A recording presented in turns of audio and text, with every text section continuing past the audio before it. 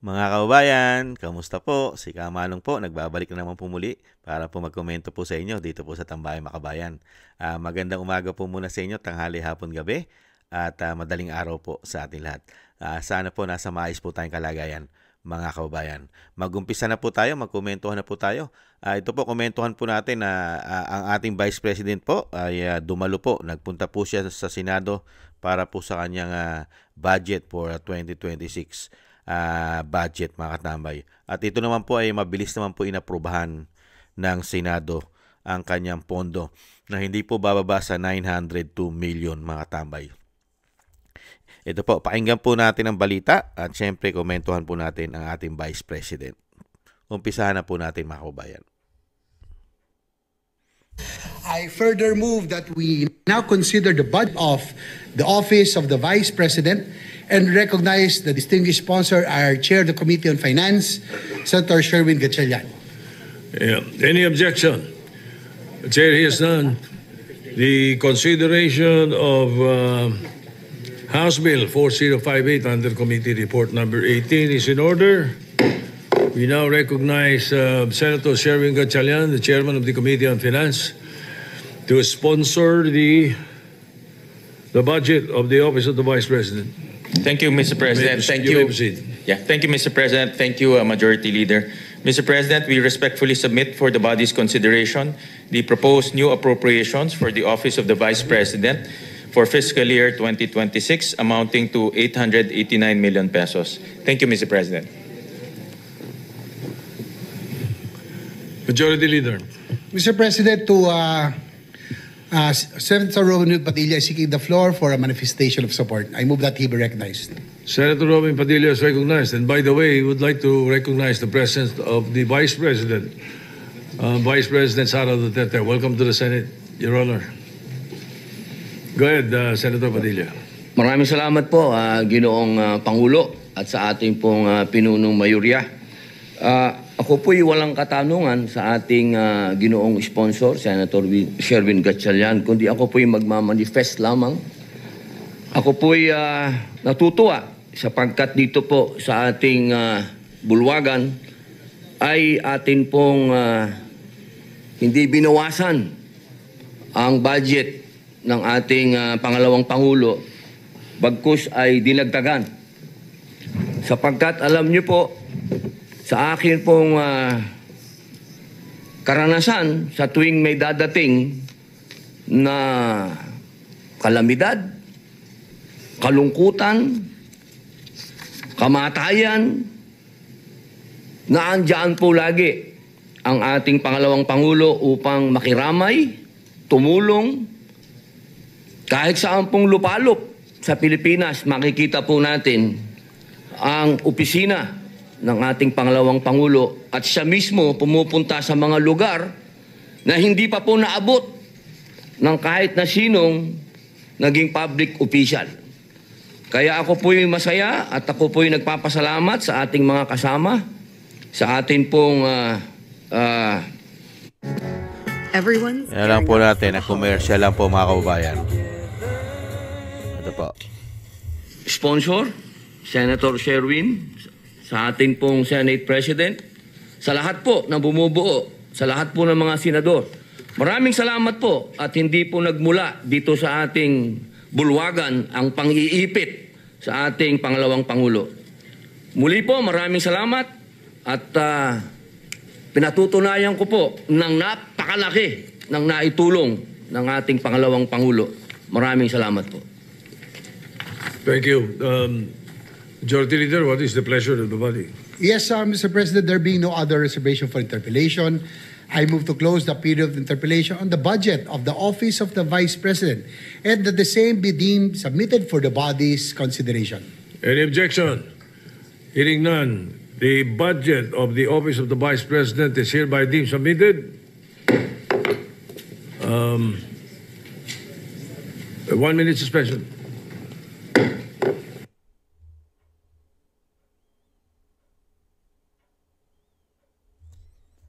Yan po, mga tambay, inaprobahan na po ng napakabilis ang budget po ng Office of the President, Vice President, mga tambay. dapat lang naman po talaga mga kabayan, dahil alam naman po natin ang ating Vice President ay napakarami po na ginagawa po talaga. Ito po, nag-usap-usap pa po sila mga tambay. Oh. Yan. Nagkaroon pa po ng chika-chika at syempre kasama na po ang pagiging plastikan. Hindi po ba? Nag-picture-picture pa. Pero sa kabila nun, pilit yung karamihan po dyan gusto pang ma-impeach ang Vice President. Yan, katulad po ni Tito Soto, gustong buhayin po ang impeachment ng Vice President, hindi po ba? Pero syempre bilang ganyan po talaga sa politika di po ba? Pagkakaharap mo, good. Pagka nakatalikod ka na, sinasaksak ka na sa likod at pilit ka nang pinababagsak. Hindi ba? Dahil sa mga pangsariling interes. Ganyan po sa politika, mga kabayan. Ayan. Tigas po ang kanilang pagpapakuha ng picture. Hindi po ba, mga kabayan? At tingnan din po natin yung sila Senadora Amy Marcos at Senador Bongo at si Senator Robin Padilla, mga tambay. Ito po, meron din po silang kuha. At tingnan po natin, mga kabayan. Napakasarap po sana kung hindi lang budget sana ang maipapasa sa Office of the Vice President. Napakasarap din po sana na maiayos na po ang bansa. Dahil po ang binagoong Pilipinas ay nakita naman po natin kung paano po ang nangyayari po sa ating bansa ngayon. Ibang klase po. Hindi po paglilingkod. Puro korupsyon ang issue po nila. Ito po, mga tambay. Anong balita ang gusto niyo? Good news for us. Ayun ang good news. Parang mga pag sinay sana kasi yung bad news lagi. Hindi, mahal ka ng nakawaraming Pilipino. Salamat, Ma'am. Ako lang tigil ang kagdasan.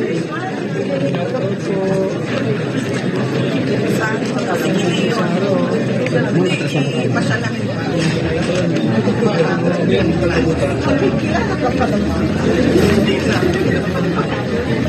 Bye-bye.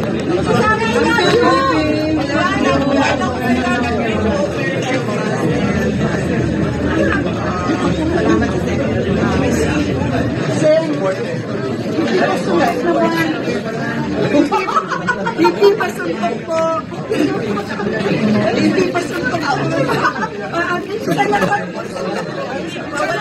Bawal ang regalo. Suntok po. Ikaw na yung pinakamatigas ang ulo na tao. Pagdating sa Thank you. Bye-bye.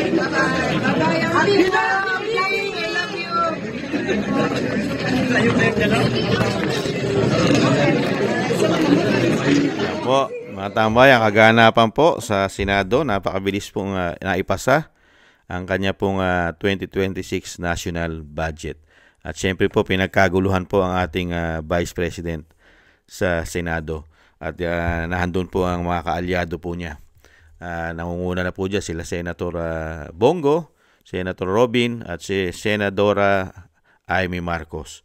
At syempre po, nakita rin po natin yung iba pong gustong i-impeach ang ating Vice President. At syempre po, nagbigay din po ng respeto at nagpakuha pa ng mga litrato o sinasabing souvenir nila sa Vice President na malapit na po. Sana, malapit na po maging presidente ng bansa. Sana po. Yan naman po ang hiling natin na mapalitan ang administrasyon dahil po sa nangyayari po sa ating bansa. Lalo-lalo po sa issue ng korupsyon na maiayos na po at bumalik po ang tiwala. Hindi lang po ng mga Pilipino, pati po sa buong mundo ay magtiwala po sana muli sa ating bansa. At pasukin po tayo muli ng mga malalaking investor ang ating bansa at bumalik po at makabangon ang ating ekonomiya. mga kababayan. Dahil nakita naman po natin na ekonomiya po natin ay talagang pabagsak po ng pabagsak at ibinabaon po tayo sa utang ng administrasyon ngayon na wala naman po pumapasok na malalaking investor. Kaya nahihirapan po ang ating bansa, lalong-lalo po kontrolado pa nila lahat sa korupsyon. Talagang unti-unti tayong pinapatay ng administrasyon dahil doon po sa mga pinasabog ni Saldico, talagang manlulumo ka. Manlulumo ka sa lalaki ng mga insertion ng mga taong ito. Lahat, kompleto po, magmula sa presidente, sa first lady, at sa mga anak, at sa pinsan, at sa isang damukal na mga magnanakaw na politiko, na talagang ang insertion ay talagang grabe at pinagkakakitaan po nila lahat. Ang first family ay pinagkakakitaan po lahat. Ang pwede po silang kumita sa bansa, sa ating bansa. Lahat po. Pati po ang ating food security ay pinagkakakitaan din po nila, mga kababayan. Pati ang export, pinagkakakitaan po nila lahat. Pati nga yung pinagmamalaki nilang palay o sinasabing bigas ay pinagkakakitaan din pala nila ng malakihan. Hindi ba? Pati ang isda, gulay, lahat halos ay kumikita sila ng sobra-sobra pala ayon kay Saldico. Kaya nga po ang Vice President, yung 902 million, pag hindi mo pa ipinasayan, samantalang yung insertion nila, pang kanila lang yon, yung mga komisyon nila. Nakita nyo po. At humihingi pa ang palasyo, ang Pangulo ayon kay Saldico. Yung kanyang kickback na sinasabi ay kailangan maibigyan mo daw ang Pangulo ng hindi bababa sa 2 billion every month. Every month, 2 billion. Matindi, no? Every month ang inihingi, 2 billion. Samantalang sa Office of the Vice President, 902 million. Dinidebate pa nila, mga kabayan. At yan po ay pinababayan ng Kongreso. Kaya malalaman po natin pagka po yan ay dumating na sa BICAM, kung yan po ay aaprubahan pa nila sa BICAM ang 202 million ng budget ng Office of the Vice President. Di po ba? Dahil dyan na po nila ipapainal yan. Hindi po ba, mga kabayan? Kaya nakakalungkot lang po. 902 million na napakarami pong nagagawa.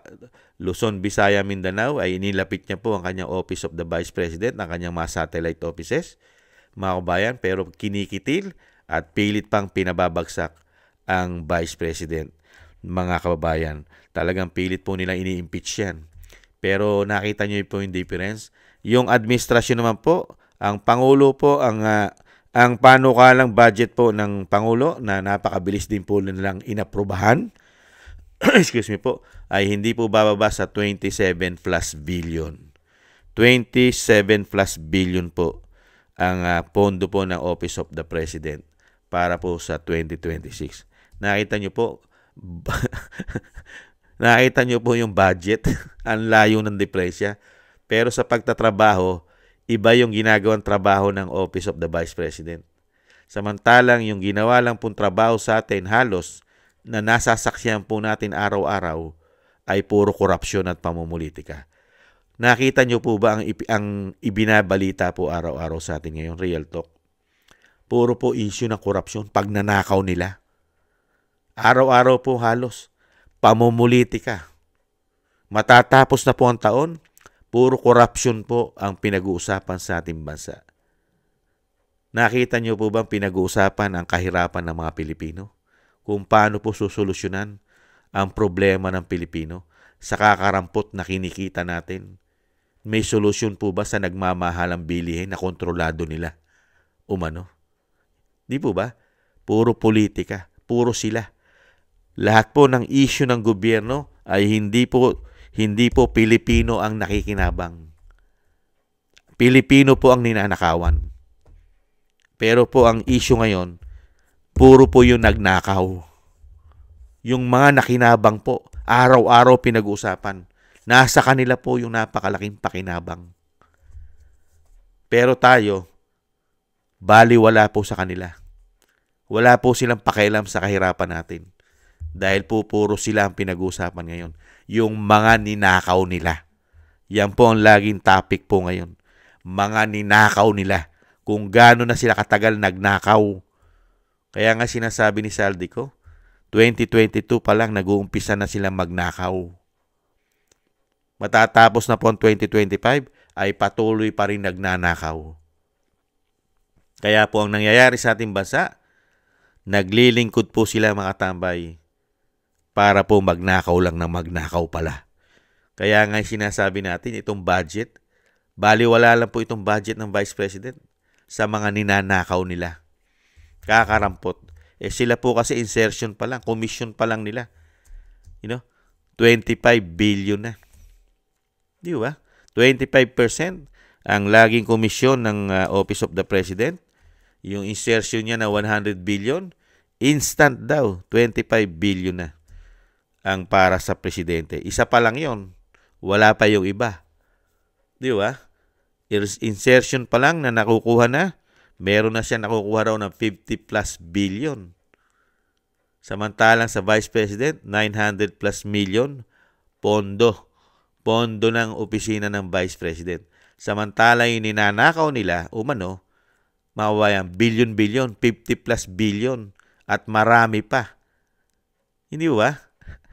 Sa DPWH pa lang yon, wala pa sa ibang ahensya. At ganun din, yung mga insertion ng anak, na 50 billion din po mga tambay. Nakakalula ang pera. Pero grabe po nila idebate, di ba? At gipitin ng budget ng Office of the Vice President. Samantalang sa kanila, pinag-uusapan, puro nakaw. Puro pagnanakaw ang pinag-uusapan sa kanila. Billion. Mga kabayan. Meron po bang pupuntahan yung ninakaw nila? Meron po bang programa yon para sa atin? Yung mga ninanakaw po ba nila ng mga politiko ngayon? Na mahigit na po 3 taon sila nagnanakaw sa ating bansa? Meron po bang programa yon? Samantalang yung budget ng Office of the Vice President, may programa. Direktang nakakatulong sa taong bayan. Yung mga ninanakaw kaya nitong mga demonyong politiko na ito, nakakatulong po ba yun direkta sa taong bayan? Yung mga billion na insertion nila. Di po ba? Yan ganyan po. Kaya nga po gustong-gusto po natin maging presidente na ang Vice President sa ating bansa. Yan po ang tanging hiling ni Kamanong na sana po sa lalong mabilis ay maging presidente na ang Vice President para po muling maiayos. Maiayos po ang ating bansa, ang ating kaperahan, at syempre po managot na po ang lahat po ng mga demonyong politikong magnanakaw sa ating bansa. Mapanagot po lahat. Hindi po katulad ngayon. Wala pong mapapanagot na napakarami. Marami pong maisasalba na magnanakaw sa panahon nila. Limitado lang po ang mapapanagot. Hindi po lahat. Hindi pa mapapanagot yung ulo, yung head nitong malawakang korupsyon na sindikato na po ang ginawa nila sa pagnanakaw. Yan po mga tambay, ang ating komento po sa ating Office of the Vice President. Ang kanya pong budget ay inaprobahan po ng napakabilis dahil po sa kahihiyan. Hiyang-hiya na po yata sila dahil po sila po ang pinag-uusapan araw-araw, ang mga pagnanakaw po ng mga senador, ang mga pagnanakaw ng mga congressman, ang pagnanakaw ng Office of the President at mga sekretaris po nito. Yan po ang laging laman ng balita. Kaya siguro nahiya na po sila na hindi nila ipasa ang 902 million na budget ng Office of the Vice President. Dahil sa kanila po ang pinag-uusapan po ay billion. Hindi po ba na pagnanakaw. Maraming salamat po mga tambay sa nakagusto po ng ating Tambay Makabayan sa YouTube at TikTok, at sa mga subscribers po natin. Maraming salamat po. At sa mga nagbibigay po ng tulong, thank you po. Maraming salamat po Tatay Nick ng Canada sa biyaya po. Thank you po sa biyaya. Ingatan nawa po sa lalo po sa inyo po mga paggawa. At sa mga nagko-comment, like, share, and subscribe, maraming salamat po sa inyo mga kabayan. Shoutout po sa inyong lahat. Shoutout po. Thank you po sa mga komento po ninyo mga kababayan. At syempre po yung dasal po natin sa ating bansa. Thank you po mga kabayan sa dasal po natin na sana po sa lalong mabilis ay mawala na po mga kabayan. Matapos na po ang mga kademonyohan at kawalanghyan ginagawa nila sa ating bansa. at sana po'y makabangon na pong muli ang ating bansa at malaking tulong po ang magawa na makabangon po lalong-lalo po sa kahirapan na dinadanas po natin sa ating bansa. At syempre po yung panalangin po natin na tayo po'y maingatan lahat, ang ating buong sambayanan at ang pamilya Duterte ay maingatan po tayong lahat sa kapahamakan at madugtungan pa po ang buhay at kalakasan ng dating Pangulo at makalabas na po siya sa lalong mabilis. Thank you po sa mga dasal po natin mga kababayan. Muli po, maraming salamat po. Bye-bye po muna. Paalam.